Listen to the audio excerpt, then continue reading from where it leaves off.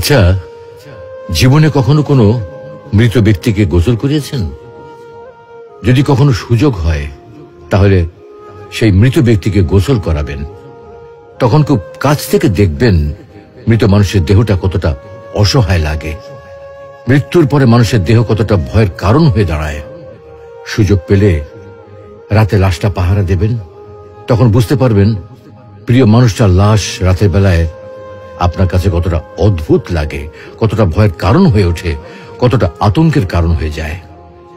সুযোগ পেলে মৃত ব্যক্তির শরীরে একটু হাত লাগিয়ে কিছুক্ষণ তার স্পর্শ নেবেন। আপনি তখন উপলব্ধির সুযোগ পাবেন এই পৃথিবীতে বিশাল প্রভাব প্রতিপত্তি মৃত্যুর পরে কতটা নির্যাতনের রূপ নেয়। সুযোগ পেলে আপনজনদের লাশ কবরে নামাবেন খুব আগ্রহ নিয়ে। শেষবারের মতো মৃতদেহের মুখটি একবার দেখার চেষ্টা করবেন এবং বারবার উপলব্ধি করার চেষ্টা করবেন এই মৃতদের সাথে অনন্তকালের যাত্রার পথে এটাই আপনার জীবনের শেষ দেখা। সুযোগ পেলে মাঝে মধ্যে কবরস্থানে গিয়ে নীরবে কিছুক্ষণ দাঁড়াবেন।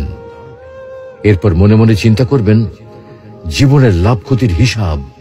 এই মৃত মানুষগুলো এই পৃথিবীতে কি করে গেছেন, কাদের রেখে গেছেন, যাদের রেখে গেছেন তারা কি কখনো এই মৃত মানুষগুলোকে স্মরণ করার জন্য কবরস্থানের আশেপাশে একটি বারের জন্য দেখতে আসে? আমাদের জীবনটা বড় অদ্ভুত, বৈচিত্র্যময়। আমরা এর জন্যে, ওর জন্যে, ধন সম্পদের জন্যে, ঐশ্বর্যের জন্যে, বাড়ি গাড়ি টাকা পয়সার জন্যে কত না মায়া দেখাই, আগ্রহ দেখাই, আরো চাই আরো চাই আমাদের।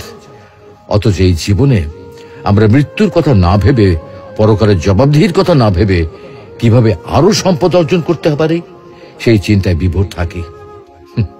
হায় রে জীবন, এখনো সময় আছে, ফিরে আসুন মহান রবের দিকে।